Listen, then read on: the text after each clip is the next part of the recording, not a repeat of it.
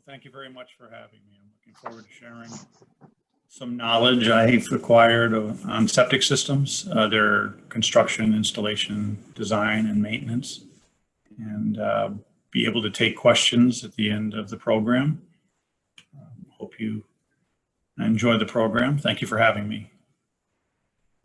Again, we're going to be talking in the end about septic system maintenance, but I think it's good to have an initial overview of what a septic system looks like according to today's requirements and what some of the older systems look like that we encounter occasionally when we do inspections, maintenance, and repair work at Skip's Wastewater Service.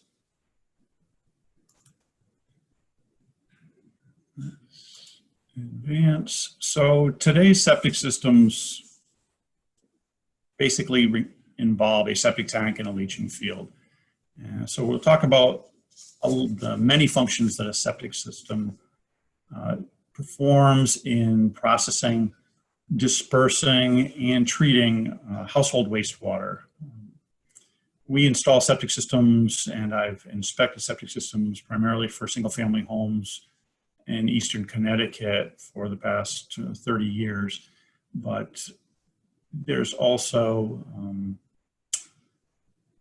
a lot we've learned from interacting with installers and inspectors and being a part of the regulatory writing process and the technical standard updates over the years has allowed the state to stay not necessarily on the cutting edge of regulation, but playing catch up with the technologies that have advanced. So one of the things in a modern septic system we see first is the septic tank. And it has a lot of purposes and functions in processing wastewater. We've got, number one, it's the first step in the process of receiving the wastewater sewage from the home. And that comes in at the inlet pipe from the structure. And today's septic tanks have 2 chambers. That's a requirement in Connecticut's code. Older tanks have single chambers. The 2-chamber design allows for better pre-treatment of the wastewater before it heads out of the tank to the leaching field. The tank, one of its primary functions is to allow solids to settle out of the sewage. The sludge accumulates at the bottom of the tank. It's heavier than water, and greases, soaps, and other items that are lighter than water form what we call the scum layer. It forms on the top of the tank. So the tank provides the initial treatment of the septage, and it reduces the pollutant levels through some bacterial breakdown and chemical reactions within the tank so that it provides a fairly uniform effluent quality going on out to the leaching field.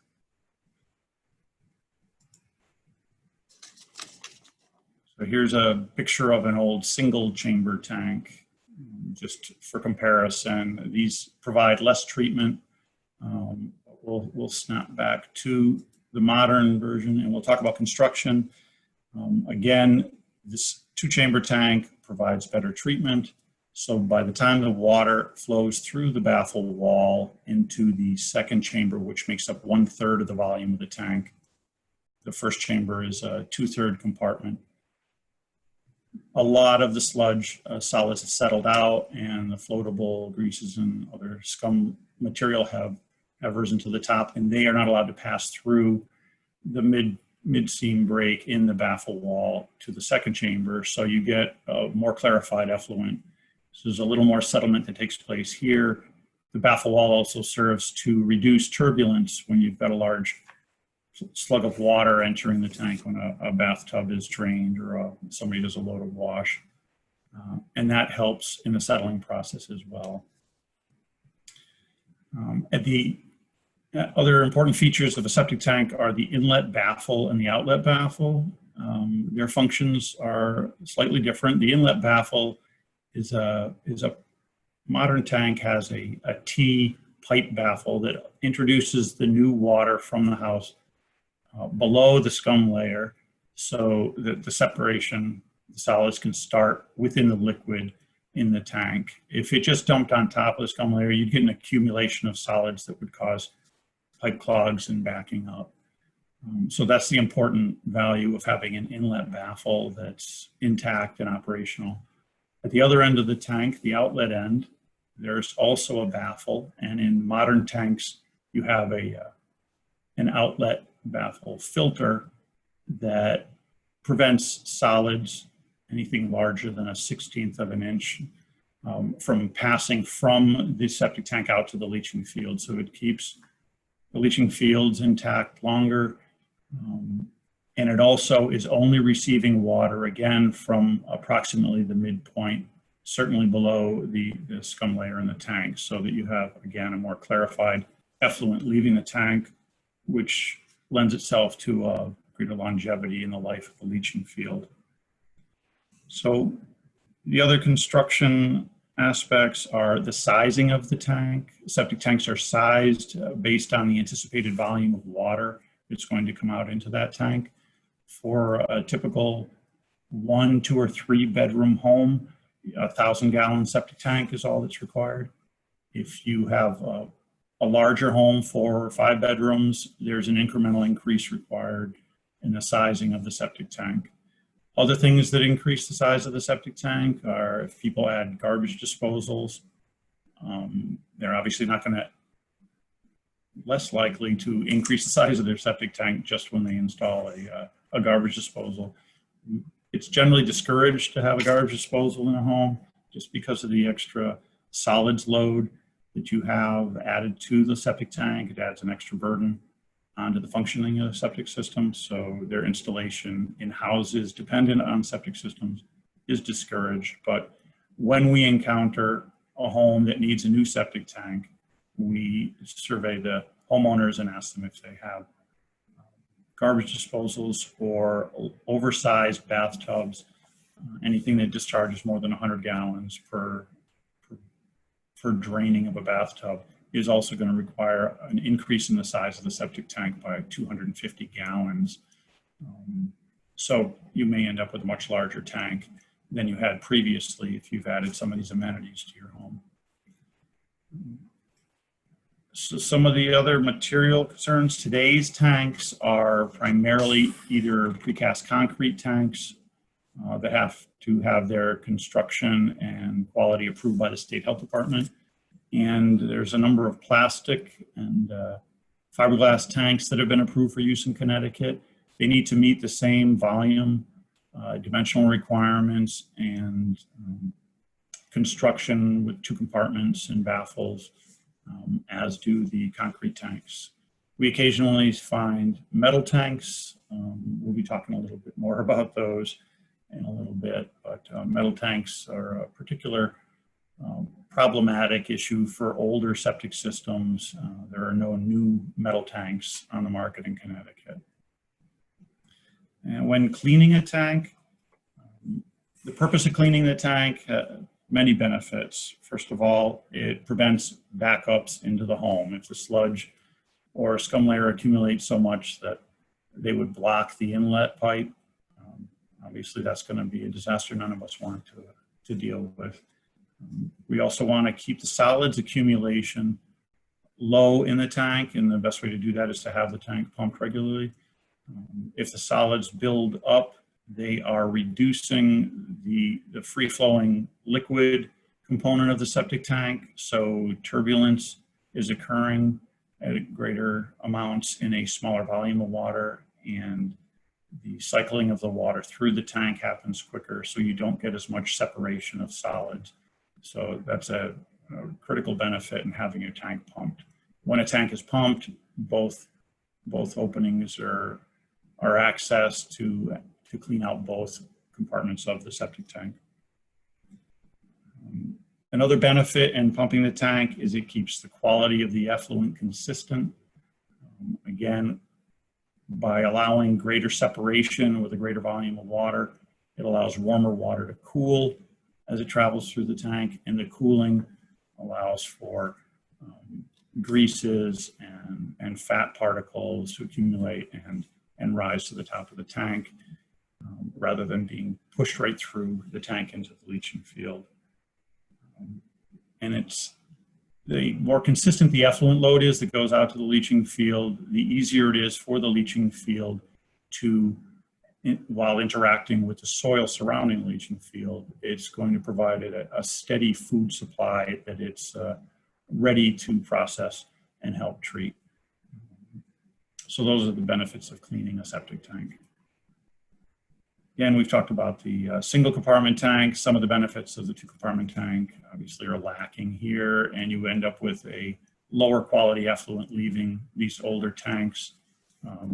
Many older homes still have these single compartment tanks, and whenever we do an upgrade of a leaching field, we encourage a homeowner to replace a single compartment tank, even if it is still sound and has functioning baffles.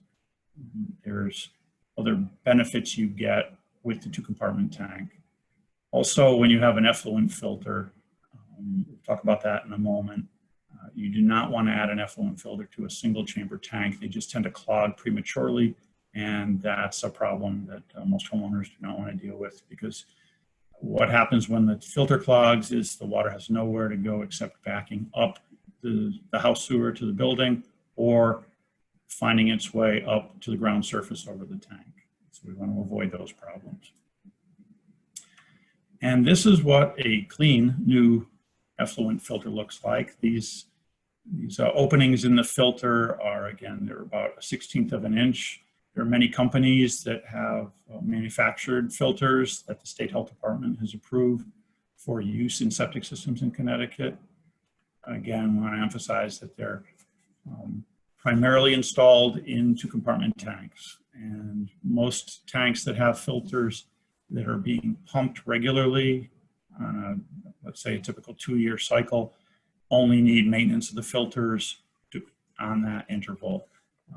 But you can imagine that they will clog up, as this one certainly did, at varying rates from home to home, depending on how well the septic tank is being maintained, and also certainly based on the volume of water and the quality of the sewage that's entering the tank.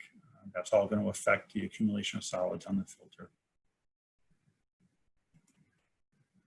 Septic tank access is a critical part of septic tank maintenance. If you can't get to the septic tank conveniently, since they're already out of sight, and if it's a burden to dig down to a deep set tank, it's less likely that a homeowner is going to have them maintained properly. So the septic tank requirements of the technical standards for Connecticut are very specific on when tank risers are needed. Basically any septic tank, even an existing tank that may have been buried deeper than 12 inches below grade, needs an access riser that would bring the cover to within 12 inches of the ground surface. When we install septic systems, we typically encourage the homeowners to allow the risers to come right to the ground surface. That allows easier access to inspect and service the filter, and it also allows for easier access to pump the tank and do inspections. The access requirements, the access size requirements vary depending on the depth of the tank. A tank that is less than 24 inches below grade can have an access riser with a diameter of at least 17 inches. But any tank that's deeper than 2 feet needs a 24-inch diameter riser. The reason for that is the larger the opening, the easier it is for the service technician to clean the tank. If this access, let's call it a straw, were too narrow, they're not going to be able to get their tools and equipment into the remote corners of the different tank compartments. So that's why the state has dictated a larger access size for us. There are safety concerns that come about with septic tanks, especially by encouraging homeowners to install risers. There's a necessity to maintain safety on these tanks. A typical tank, a concrete tank, has riser or access covers that are at least 59 pounds. The state has deemed that as a minimum weight for a septic tank cover to keep children from being able to lift these covers off a septic tank if the risers are already up to the ground surface. But with the introduction of plastic tanks and plastic risers and covers by other manufacturers in the industry, these are popular items. They're easy to access, easy to install, easy to maintain. They're durable, but they do not meet this weight limit. Therefore, there is a need to add what we call secondary safety devices.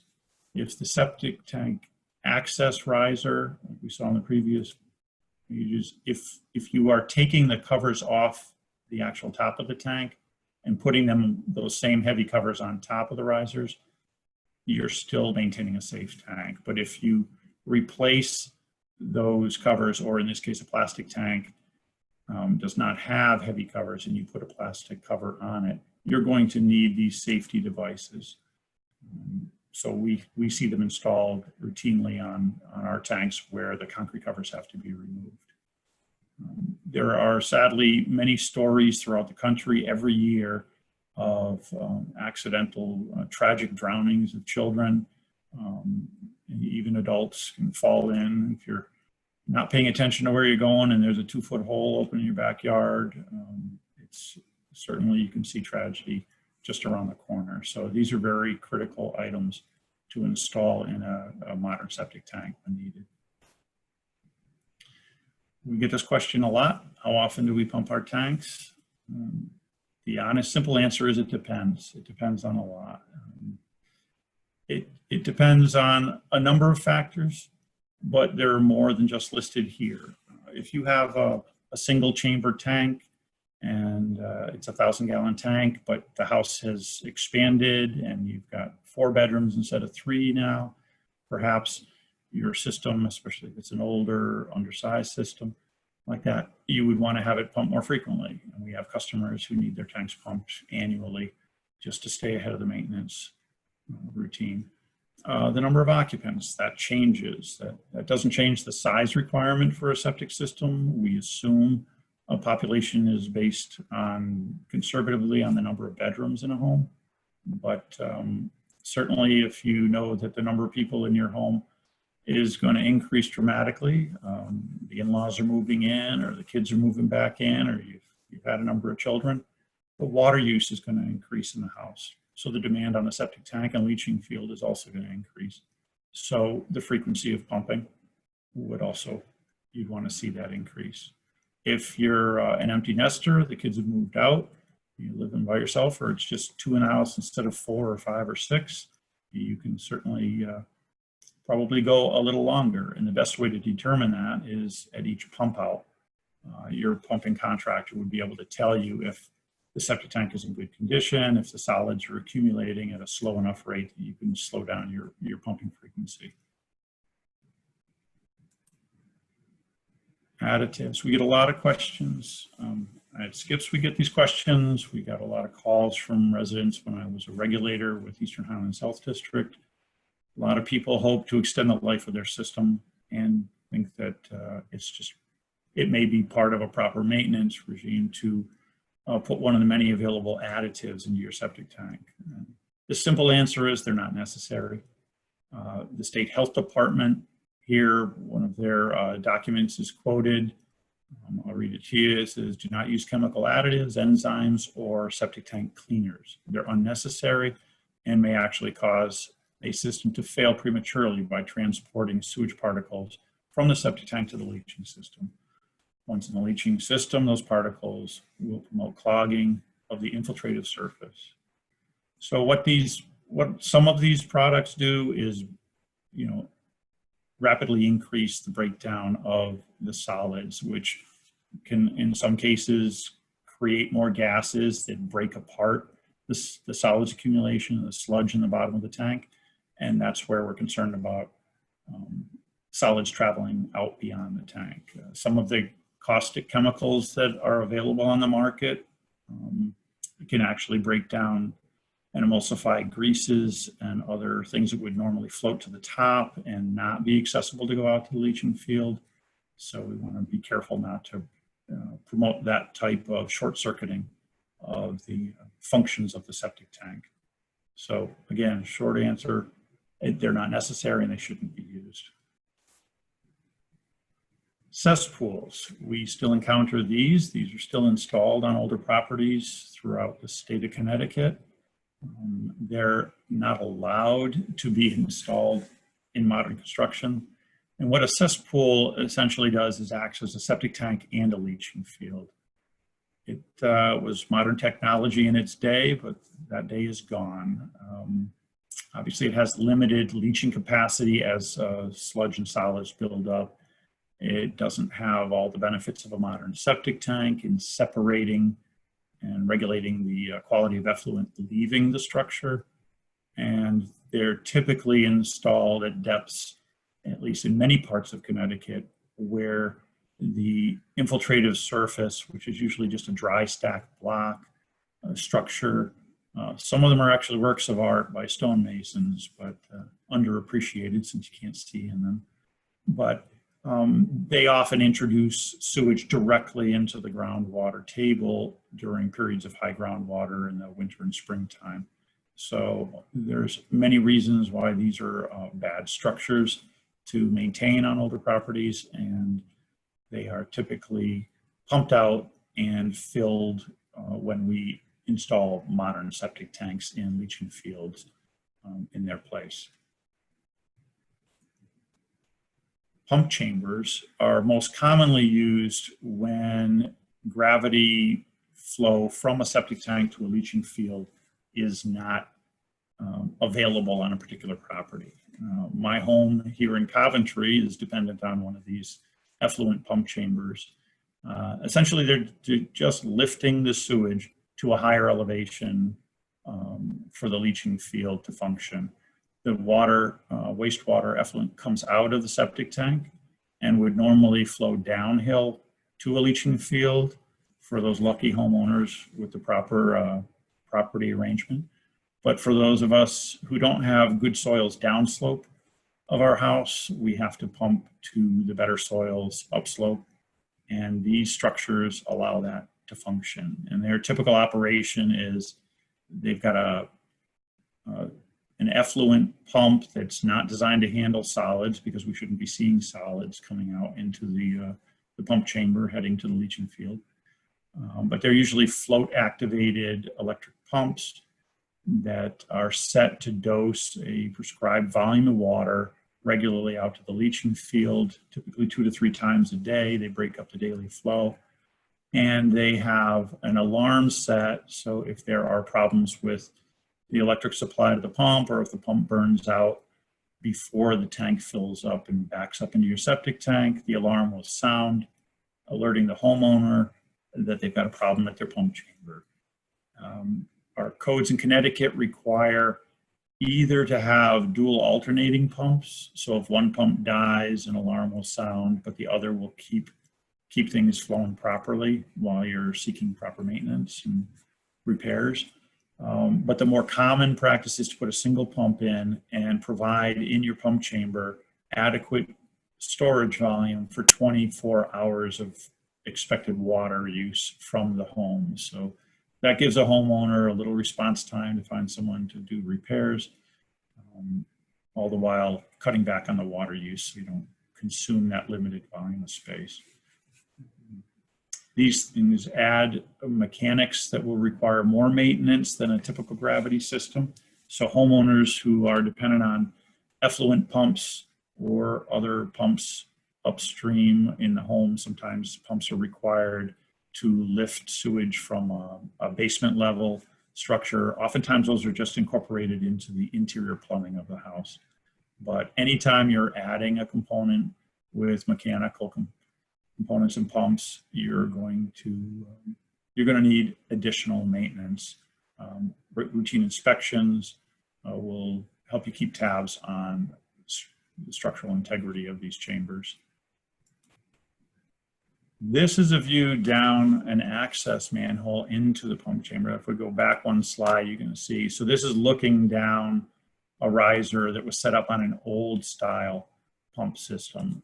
There are many problems with this. Number one, we can't tell how high this is, but it looks like it may be 2.5 to 3 feet high. It doesn't look like a very large diameter hole. If the pumps stopped working, if the motor burned out or something went wrong down in this pump chamber, it's a dangerous environment for a service person to go down into. But already they've got to reach down 3 feet to unscrew this, what's called a union connection, so that they can disconnect the pump and bring that up out of the tank. That's not a safe arrangement. You can see there have been some repairs here also. I can tell there have been other repairs in the past. This looks like an electrical outlet box in a very unfriendly environment for electrical boxes, which is probably why it's been abandoned. This is a wet environment. It's a caustic environment. It can also be a dangerous accumulation of volatile gases found in these types of environments. So we want to see the electrical connections all outside of the tank and riser in a modern setup. So this is not a good example of a proper arrangement. This is a typical arrangement for a pump today. So there are good reasons, even if your pump system is functioning, you may want to consider having the pump system upgraded so that it will be easier to repair and to access when the day comes that it just decides to stop working. What this arrangement allows is all the electrical wiring goes outside and you can just barely see the corner of a junction box. So all electrical connections are outside this chamber on a riser that extends above grade. The union fitting is brought up into the riser so that a service technician could unscrew this. The pump at the bottom of this force main pipe would all be lifted up, not using the pipe, which could break, but there's a pull rope here attached to the riser. So you have access to disconnect everything you need while standing or kneeling above grade without reaching down into the unfriendly environments of a non-functioning pump system. So one part of septic system maintenance that few homeowners do routinely, but more commonly we as a company do them when someone's looking to sell a house, or if a homeowner's having problems with their septic system, but they have no idea where that septic system is, then this is the approach we take and recommend for locating a septic system when it either predates town records or records have been misplaced by the homeowner and the town or health department. We typically want to locate the well as a starting point because that's hopefully a visible structure. And although this is not a universally followed rule, it's a good starting point. Your well is typically located 75 feet in modern houses, 75 feet from a septic system. So where you find the well, hopefully you shouldn't be looking for a septic system in the immediate area. A well ideally would be at a high point on the property, and the septic system would be downsloped from that. So again, these are starting points for locating them. Oftentimes you have a well on one side of the house and a septic system on the other. But all bets are off on small lots in lake areas and some of the coastal communities, or older homes, especially the older colonial vintage homes we have in this state. They didn't have septic systems until many years after the homes were built, so things were added over time. But that's a good starting point. And then we want to look for a vent pipe. If you've located the well, then you're looking for a vent pipe. That's the plumbing vent that heads out the roof of a modern house. Hopefully every home has one of those by now. Typically we find that at least in houses built after 1950, frugality guided plumbers and home builders to use the shortest distance between 2 points to construct septic systems. So if you find the vent pipe on the back of a house coming out of the roof, typically the house sewer would be coming out that same side of the house in line with that vent pipe. That's going to help you kind of hone in on where that home in on your septic tank location. You look for any kind of depressions or areas that were previously dug up. Those are pretty good starting points. We typically use steel or fiberglass probes to poke around for various septic system components. It's important to know that when you're probing around with a wrecking bar, a heavy bar, or a steel bar, there are components that can be damaged, especially steel septic tanks, plastic system components, and even concrete covers to distribution boxes. Those might not survive aggressive searching with wrecking bars. We can also use electronic devices. If we have no idea where the septic tank is, we can flush an electronic sensor down the toilet, and we have equipment that can search for it in the yard, and that'll help us find either the first clogging site in the house sewer or the septic tank, hopefully. Cleaning a septic tank. So depth of the liquid, that's an important thing to make note of. We want to measure the airspace between the top of the septic tank and the liquid level in relation to the outlet level of the tank. The septic tank has typically a 3-inch difference between the inlet pipe and the outlet pipe to help encourage good flow through the tank. If the liquid level is above the outlet flow line of a tank, then that's an indication that there is some type of clog or problem downstream of the tank. May also be an indication, at least in a modern tank, that you've got a clogged filter, or that you've had past problems that haven't been resolved. The next step in cleaning the tank, we're referring to pumping your septic tank out, calling a septic tank pumping company. You would want to pump down the water level in the tank somewhat so that you don't end up with solids going out the outlet pipe.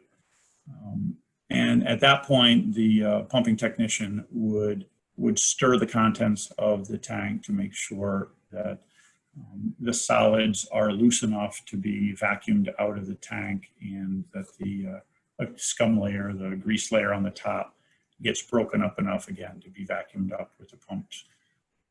If a tank has too many solids accumulated, we've had situations where we've only been able to partially pump it. We may have to come back with water to loosen up the accumulated solids. So this does not normally happen if you're getting your tank pumped routinely. Then we also want our technicians to note the total amount of solids in the tank before the pumping starts. They have a tool that allows them to do this. And as I mentioned earlier in the program, that's going to help guide advice to the homeowners on how frequently their tank should be pumped. If the solids have accumulated more than 25% up the total water depth of the tank, that exceeds the recommended limit, because you're starting to reduce the free-flowing water that interferes with that large accumulation would interfere with the functioning of the septic tank. So that's what our pumpers and cleaners are noting during the cleaning of the tank. They're also inspecting with mirrors and a flashlight inside the tank after it's been pumped. You're looking for cracks in the surface of the tank, or the roof or ceiling of the tank, and also in the sidewalls and the baffles. You can tell usually if there's been any structural damage to a tank. We would talk to the homeowners and ask if they've had any possibility of vehicle traffic over the tank. We've had numerous calls recently from the storms that brought down so many trees. Only a couple of occasions where a tree actually caused damage to a tank. More often, it's the tree removal companies who come in to clear a property of these fallen trees and inadvertently drive over a septic tank that was not designed to support the weight of these large trucks that are coming into the yard. So unfortunately, we've had some service calls to address those recent damages. But also we're seeing a slew of them that are associated with the foundation replacements. Oftentimes a septic tank is an afterthought, and there's tremendously heavy equipment that's being brought in on those properties. So We want to protect our septic tanks and septic systems from vehicle traffic. We're also looking for any deterioration inside the tank through the mirror and flashlight inspection.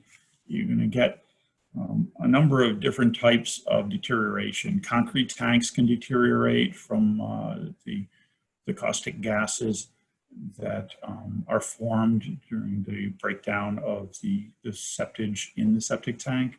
And depending on the quality of the original construction and the concrete, there can be an interaction that causes concrete to break down. We'll have some slides that'll show that better coming up. Steel tanks, the older version steel tanks, they basically turn into Swiss cheese. It's fascinating how little structure they have when we finally have them removed and upgraded. But they can be very dangerous. If you know you have a steel tank, we would recommend you avoid walking or mowing the lawn over them, especially during the wettest time of the year in the winter and early spring when we've got snow melt. The soil above these tanks tends to be its heaviest, and that's when we get spontaneous collapses.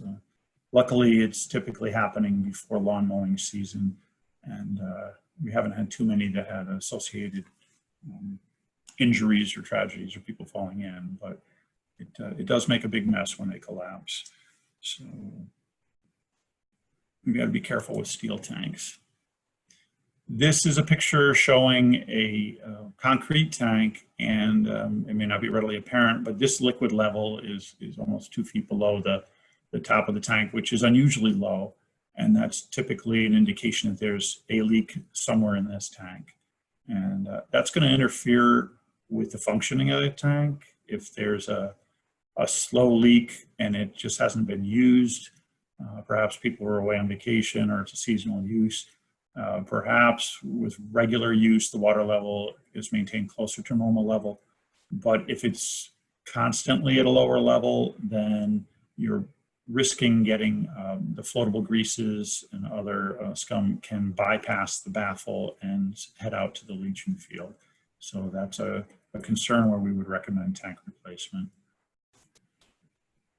This picture indicates this black staining is typically found below the water level of a tank. And in most tanks, there's about an 8-inch airspace between the ceiling of the tank vault and the outlet pipe heading out of the tank. So this is unusually high staining. That tells us that the water level in the tank was all the way up to the top of the tank. And that's an indication of at least past problems, if not current problems. Here we've got, this is what this tank should look like. This is a formed in place concrete baffle at the tank. You can tell that's an inlet or outlet, but tank manufacturers have actually for years manufactured the tanks with these concrete baffles formed in place. And over time, just based on the caustic environment, the baffles can break down. Sometimes they're damaged also just by accessing for cleaning. There's typically a larger center cover that can be used to gain access to clean a tank. But for a variety of reasons, these oftentimes do not survive this tough environment. We can repair these by adding a plastic pipe and a plastic baffle like we saw in the first pictures of septic tanks. But again, this tank is not providing adequate protection if this is the outlet baffle. Everything that's floating on the top of the tank is heading out to the leaching field. For a septic field inspection, there's a couple of things we look for when we do inspections, and homeowners can do these same things. Obviously, if you've got a wet spot over a septic system, a leaching field, or a tank, it means there's a problem causing water to back up in the system. So we look for lush green grass. During these past few months in the drought, there may be lush green grass over a properly functioning septic system because it's the only part of your lawn that's being watered. But when in a normal season, the springtime or even the summertime, if you've got a normal looking lawn, but you've got super growth in the area of the septic system, it's likely that sewage is coming up shallower than it should. It may be coming up above the top of the leaching structure. This can be caused by inadequate soil cover over a septic system. Even newer systems sometimes don't get proper soil cover. There should be at least 6 inches of soil over the top of the leaching structure to prevent sewage from getting to the ground surface. But when systems are having trouble, they're backing up, they're being asked to take in more water than they can disperse in a normal day. The water is going to back up. It's going to find the path of least resistance, and that's either up through the soil. If the tank is at a much higher elevation, it's going to be easier to pop through the soil. For leaching fields that are deep under a thick layer of soil, the water may not be able to get to the ground surface. It may just find the easiest path back through the tank and up out of the tank or back to the house.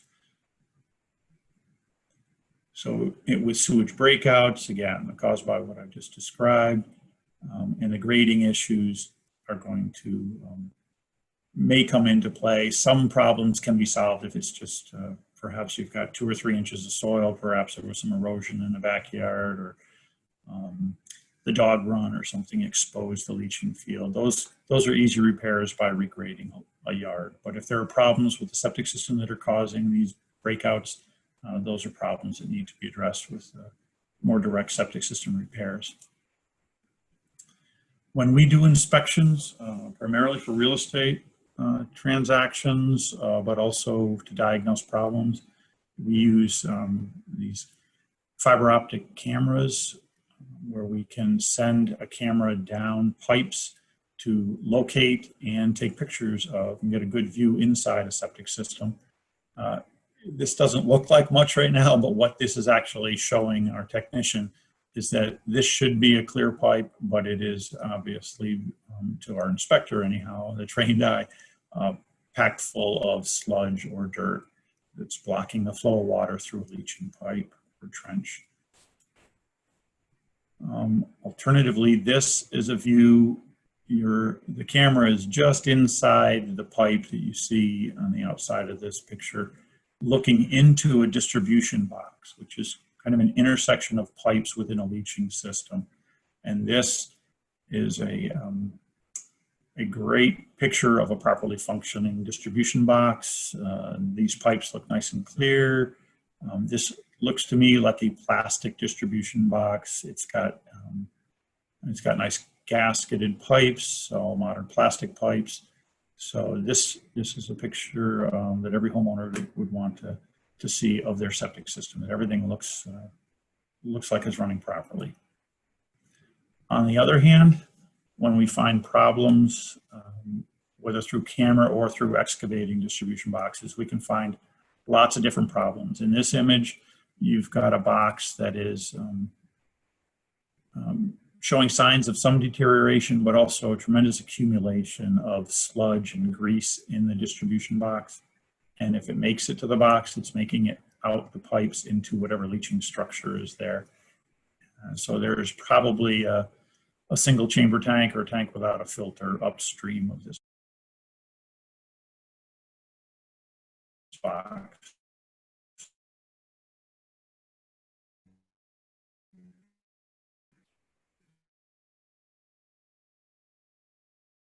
And this box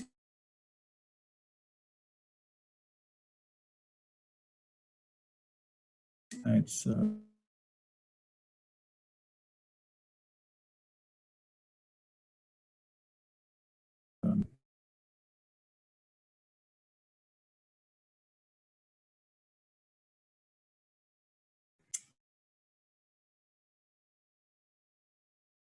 it may not be as clear.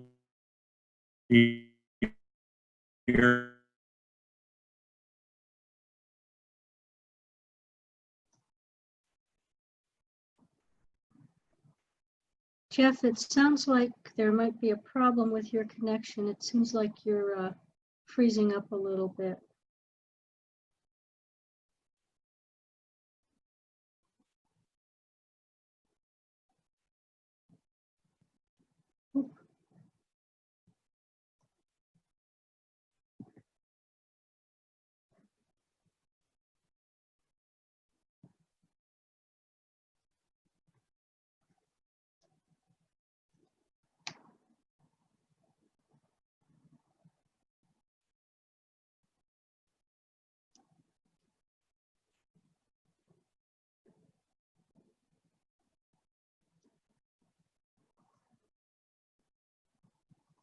Jeff, you need to unmute.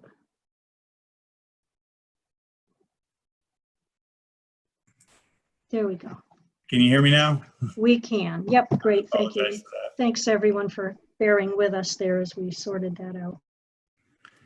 Okay, so we were talking about distribution boxes, and I apologize for these pop-ups. So septic system maintenance can be approached many different ways. The important thing is that a homeowner understands the basics of what a septic system requires. And part of that is what water can go into a septic system and what wastewater should not go into, or according to today's public health code, cannot go into a septic system. And one of those that's been a big problem for some homeowners is the wastewater generated from water treatment systems, typically a water softener, but there are many other water treatment systems out there to treat a variety of water quality concerns with drinking water. Some people have arsenic, uranium in their wells. Some people need a variety of water treatment systems to treat for odors, as well as hardness or high iron and manganese.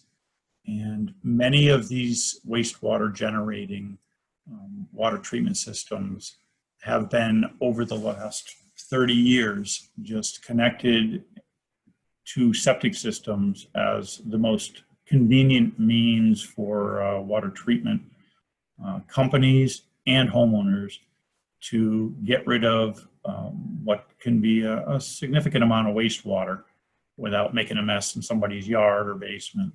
Unfortunately, most of those wastewaters are not allowed to discharge to a septic tank.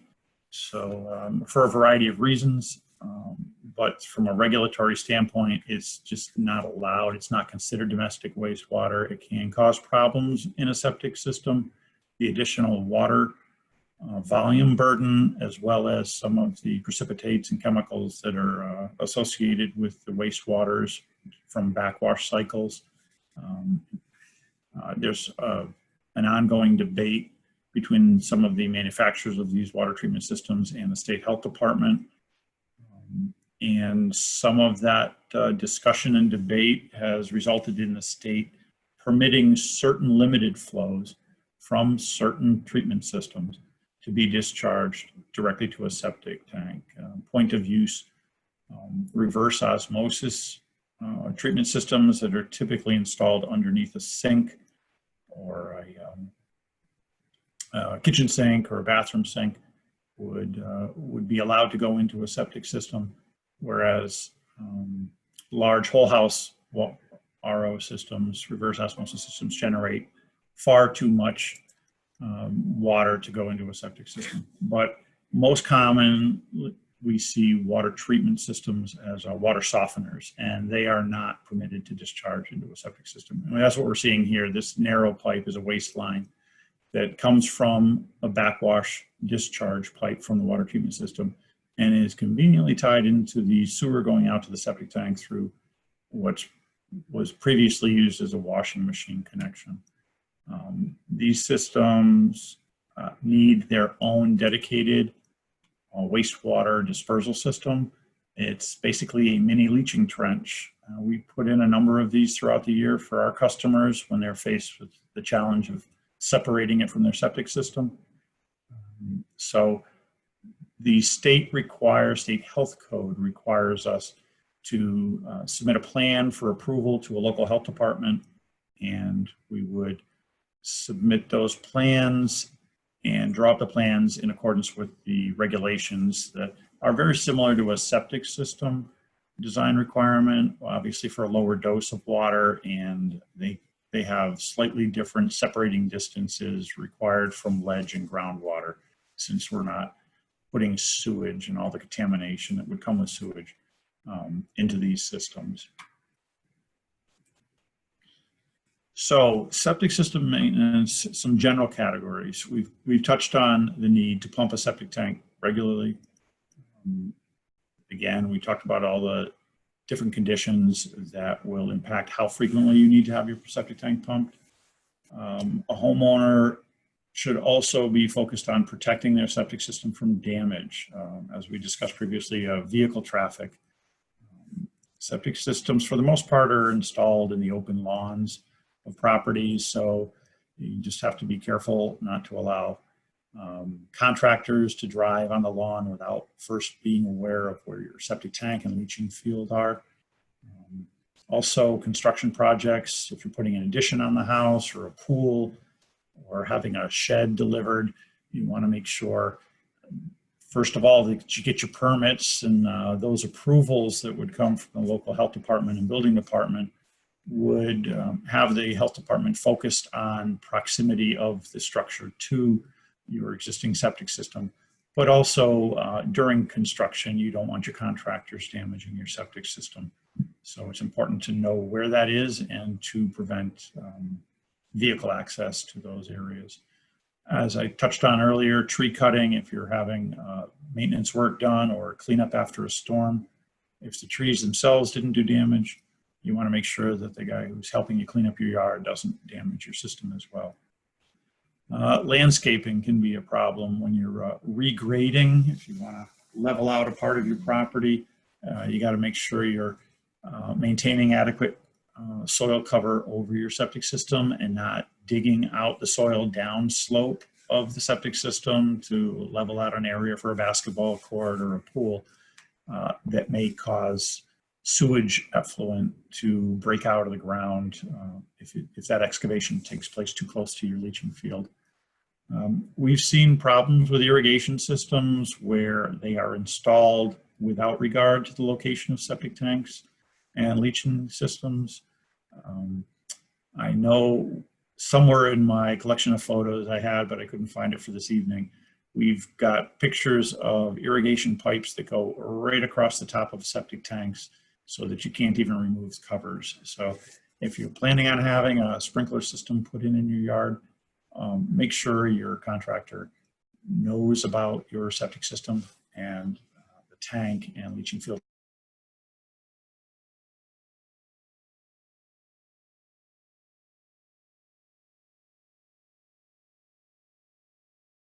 location.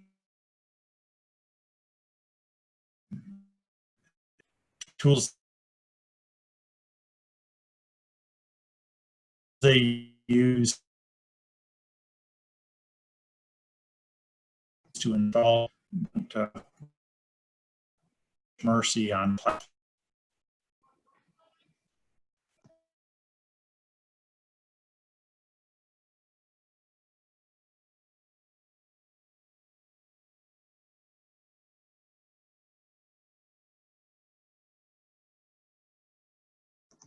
Darn it, looks like we lost him again.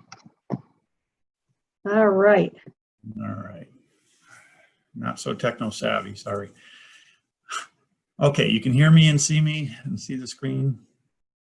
Okay. Yes. So we're going to talk quickly about water use. Again, you don't want to be adding additional water beyond what your system was designed for. So we talked about that earlier about oversized bathtubs, water treatment systems, anything that's going to generate more water than a typical 3-bedroom house would, if that's what your system was designed for. If you're expanding your house, or if the house has grown beyond the capacity of the original system, you want to consider upgrading your septic system. But the big message for most homeowners most frequently is that the system is used to dispose of domestic sewage only. What that means is if water that you're putting down or any substance you're considering flushing down a toilet or down a drain isn't something that's typically generated in the kitchen, bathroom, or laundry room of your home, it probably doesn't belong in your septic system. We don't want to use septic systems as garbage cans accessed through the toilet. It's just going to interfere with the functioning of a septic system by accumulating solids in a tank more rapidly, as one example. Also, the chemical makeup of the things that people unfortunately tend to flush down their drains, whether it be prescription drugs or harsh chemicals or disposing of excess cleaning products. Those can all actually interfere with the biochemical functioning of the septic tank and leaching field. And we don't want any of that to happen. If the system shuts down, then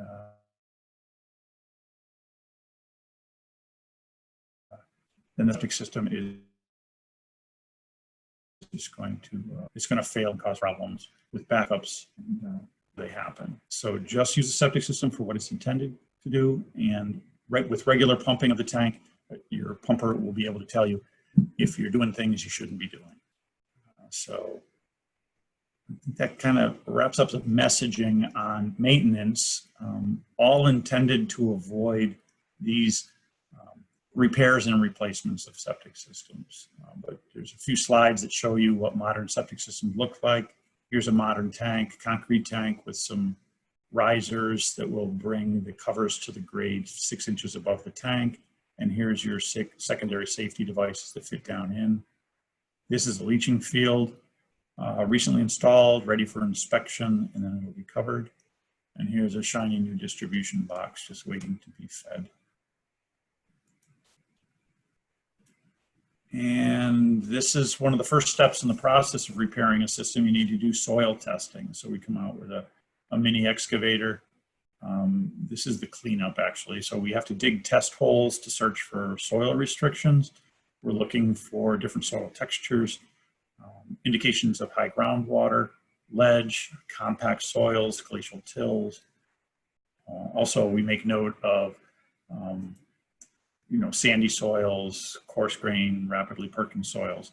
This is a couple of slides of a perk test being run. This is a perk hole in a deeper layer of the soil below the surface. We add water, and there's a process where we determine how quickly or slowly the water soaks into the ground, and that percolation rate is used in sizing a septic system. The faster the perk rate, the smaller the system can be, the slower the perk rate, the larger a system is needed to get rid of the same anticipated volume of water from the home. Really rapidly perking soils are potentially problematic, so there's a greater separating distance required in rapidly perking soils above groundwater, so there's more soil to provide treatment under a leaching system. And typical installation would start with a layout. A health inspector would come out and agree to elevations of the existing grade and elevations of the soon-to-be installed septic system. In this case, we had to remove the topsoil and bring in sand fill.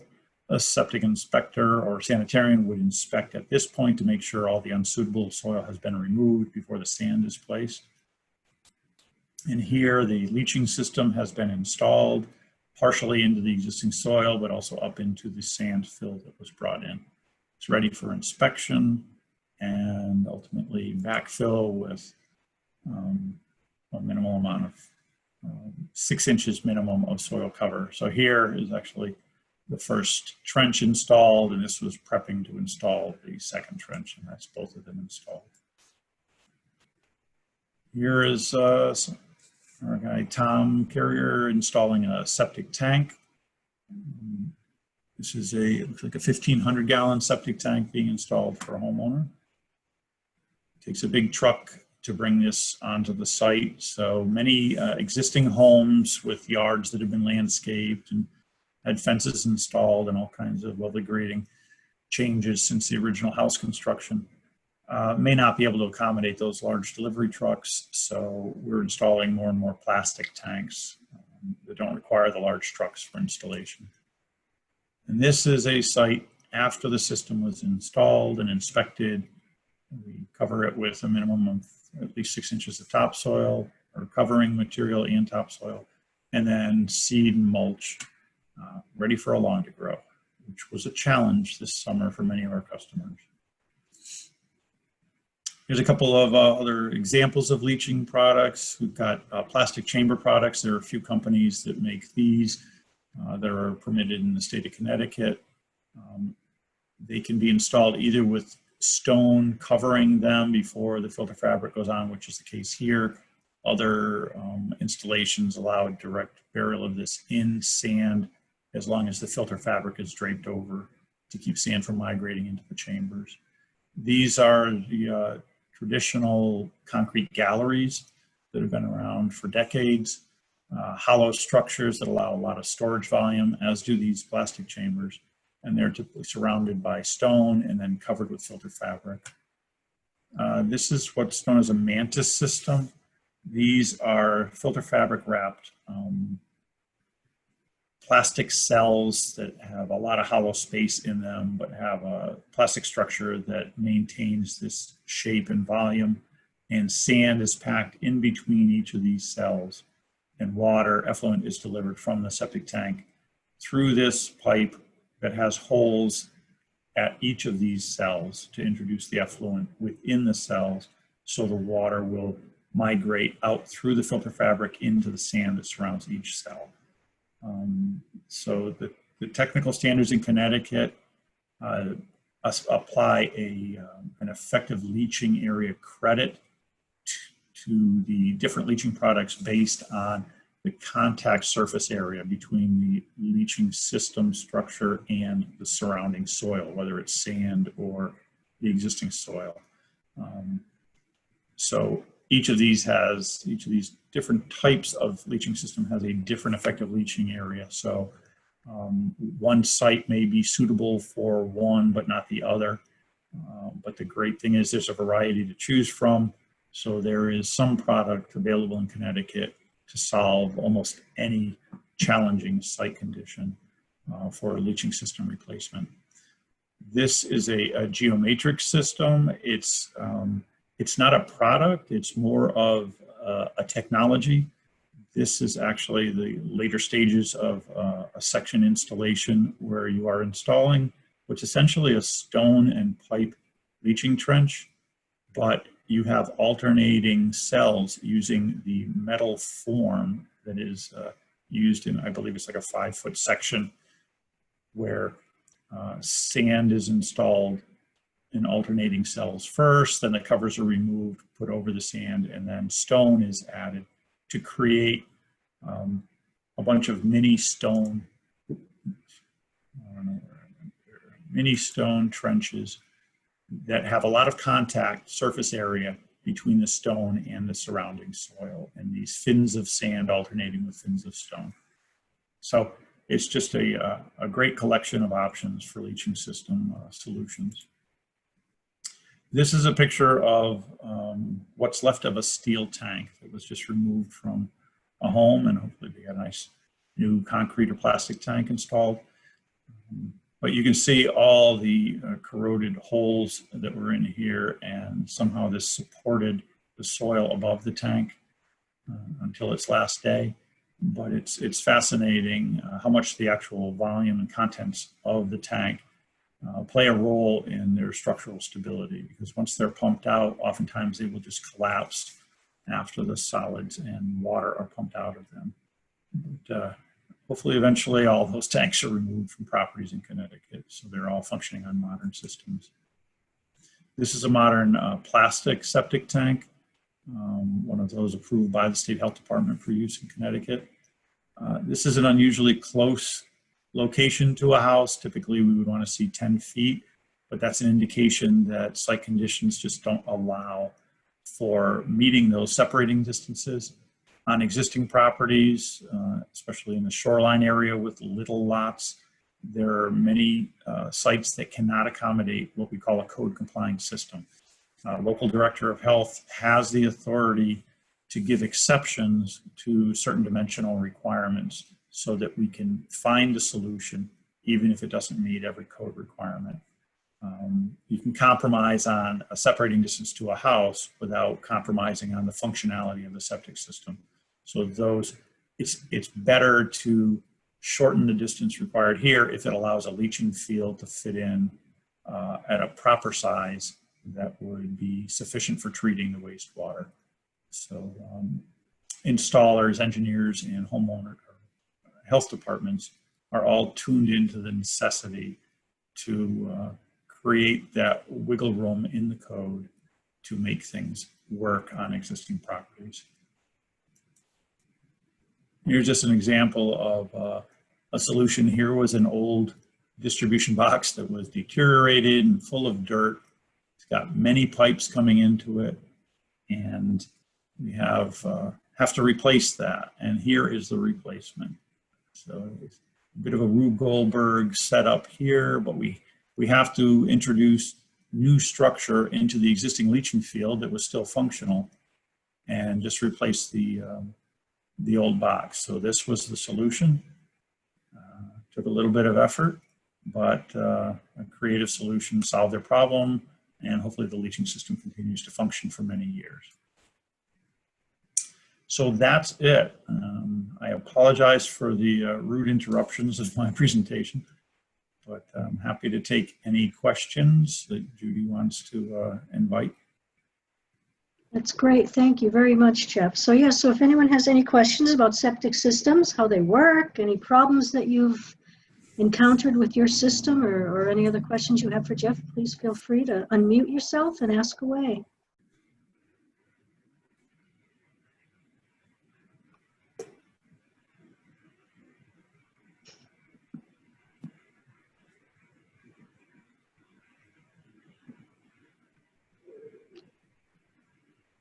I guess not. While we're waiting for any questions, Oh, unless you have some already, I just wanted to add a couple other comments. In the shoreline area, our technical standards require leaching fields to be elevated above highest groundwater levels at the wettest time of year by a minimum of 18 to 24 inches for most of our upland soil areas. 18 for slower perking soils and 24 for faster perking soils.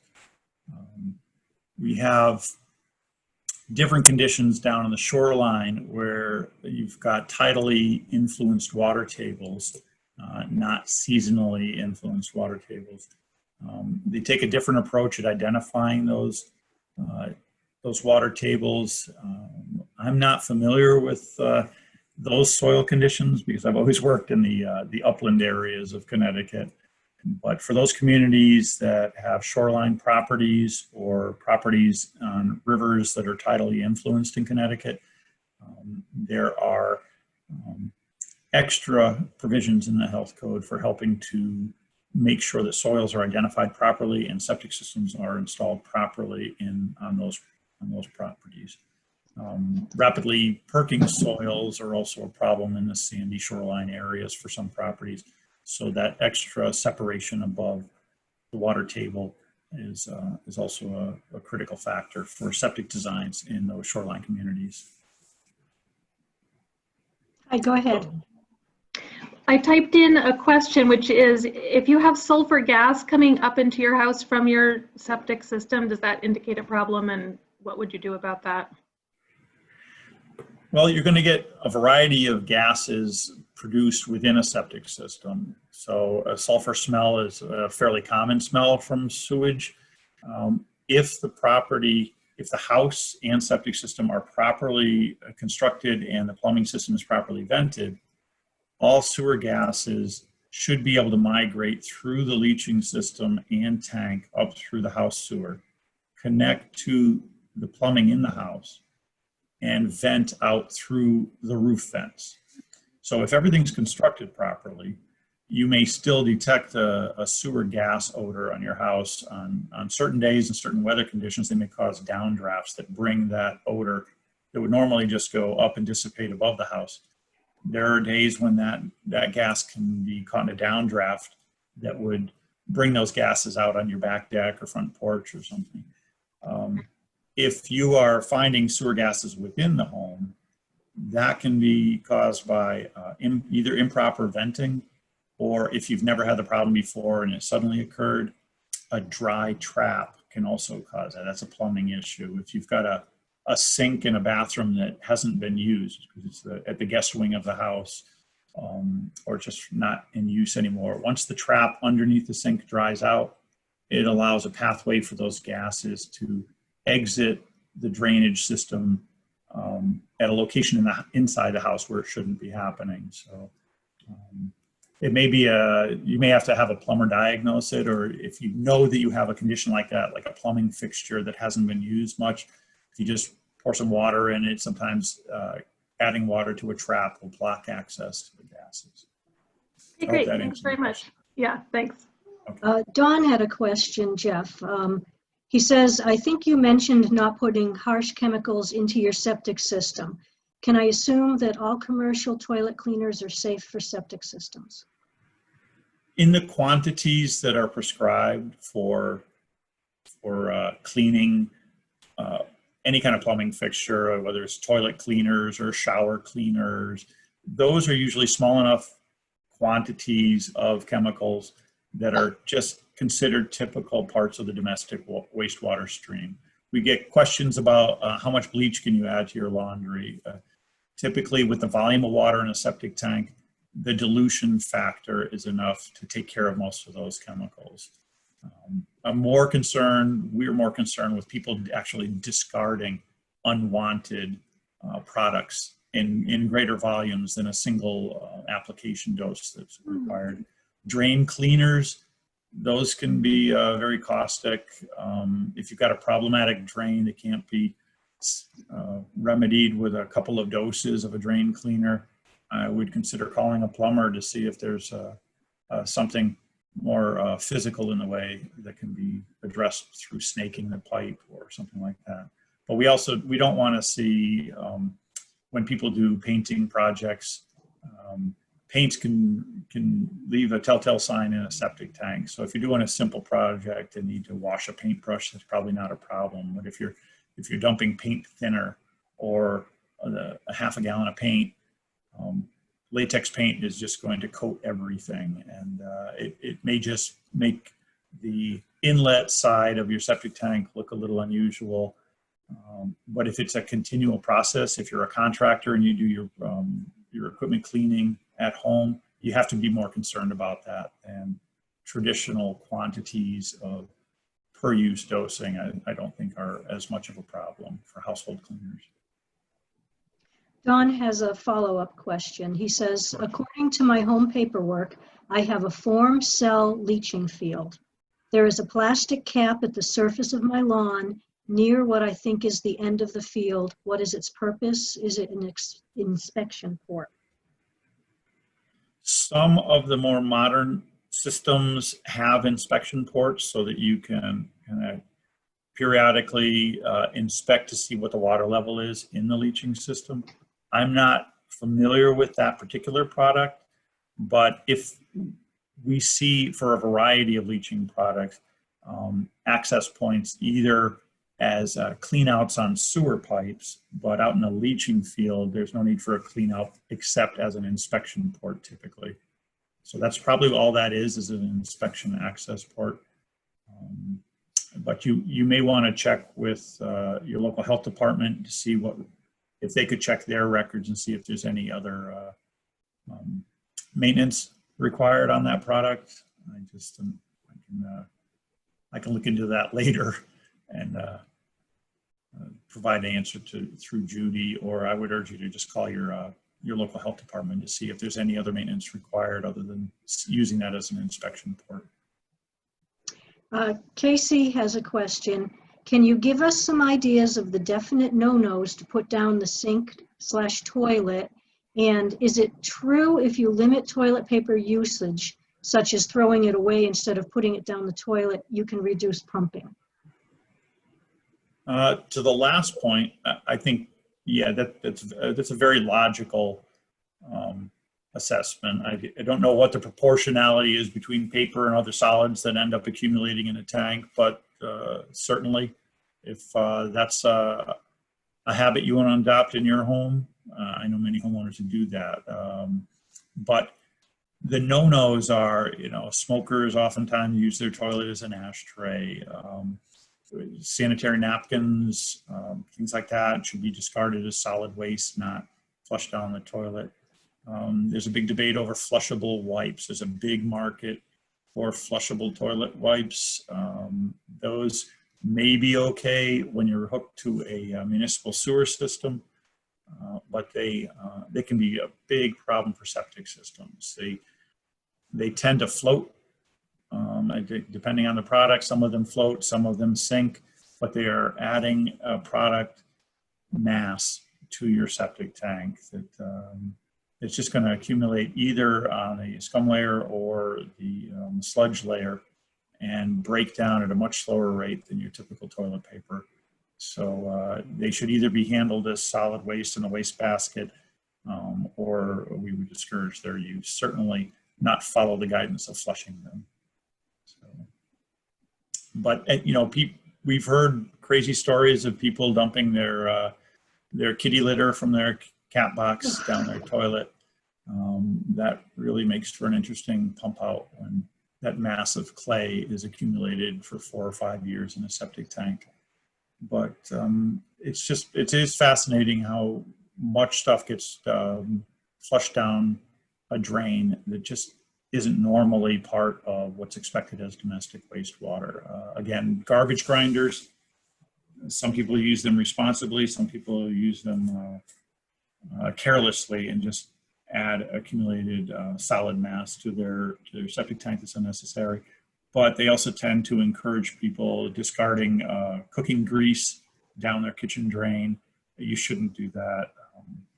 You can pour it into a can or a cup, let it solidify, and throw it out with the garbage. Your solid waste stream is the better avenue. Our chickens love bacon fat. We incorporate that with some seeds and grain, and they just eat it all up. So chickens are a good complement to a septic system. Gary wants to know, why are you not supposed to take your washing machine discharge directly into the leach field? I'm sorry if I conveyed a message that the image, the picture that had the water treatment discharge connected to the sewer pipe that left the house, I think I had indicated that that was connected to what looked like it used to be your standard washing machine discharge point. Washing machines are intended to be discharged directly to a septic system, so they should be connected to your septic system. Some older homes have washing machines and even some sinks or showers diverted from a septic system to what they call the gray water system. Some of those are old weekend jobs that people did when they were having problems with their septic systems, thinking they could divert some of the water burden from their septic system and create their own gray water system. Others predate modern plumbing, and that was just the way some of the older colonial homes were built. But today's septic systems are designed to accommodate all washer, laundry, wastewater, everything from a washing machine, dishwasher, showers, tubs, kitchen sink, bathroom sink, toilets, etc. The volume of water from all of those fixtures is incorporated into the design requirements for septic systems. So I'm sorry if I was confusing on any of those points, but your washing machine should be going into your septic system. If it's currently not going into your septic system, there may be a reason, as I just described. So to reconnect it from a separate gray water system to your septic system may result in added burden on your septic system. So you just need to be aware if you're going to start switching water around in an existing home, that there may be a consequence to doing that. But anybody who wants to construct either a septic system or even a gray water system, which are allowed, but they still require a septic tank and a significant size to them. So all of those still require permits and approvals from health departments. They require inspections from health departments, and you just need to be aware of that. So these weekend warrior jobs are probably not according to code in Connecticut. So Jeff, this is Gary again. Just to clarify, what I was asking about is, I was asking specifically about bypassing taking your washing machine discharge and bypassing the septic tank for going directly into the. Yeah, that's another thing you don't want to do, because number one, we want that water incorporated into the rest of the septage in the septic tank to help with dilution. But also it may not be apparent because everything's kind of contained in pipes that are buried in walls and such, but there are a lot of suspended solids, lint, all kinds of solids can be on clothing. If you've raised kids in the house or done cleanup in a kitchen, there's a lot of things that end up on wash rags, sponges, diapers, kids' clothes, etc., that are solids that should be separated out in the functioning of a septic tank. So to put that water ahead of the septic tank so that it passes through the septic tank is a very important thing, because otherwise the solids, the lint, the fibers, the hairs, everything that would be on laundry is just going to be problematic when it gets out to the leaching field. All those fine particles and fibers are going to go right to the interface of the leaching system and help to clog it up prematurely. So you definitely want those wastewaters to go through a septic tank, which is why the state of Connecticut, although they allow a gray water system, which is really all water from a house minus toilet waste, if you wanted a gray water system for one water fixture or the entire house minus toilets, any of those gray water systems would require a septic tank and a leaching field. Thanks. Yep, you're welcome. Any more questions? Any other- All right. Well, I guess that's it. I want to thank everybody for joining us tonight and especially staying with us as we resolved our technical difficulties. I appreciate that patience. And I want to thank Jeff for joining us tonight and sharing his extensive knowledge about septic systems. Just a reminder, next week we've got Judy Preston, who is going to talk about homeowner BMPs that are good for water quality, and hopefully we'll see you then. So thank you very much, everybody, and have a good evening. Thank you all again. Thank you. Thank you, Judy.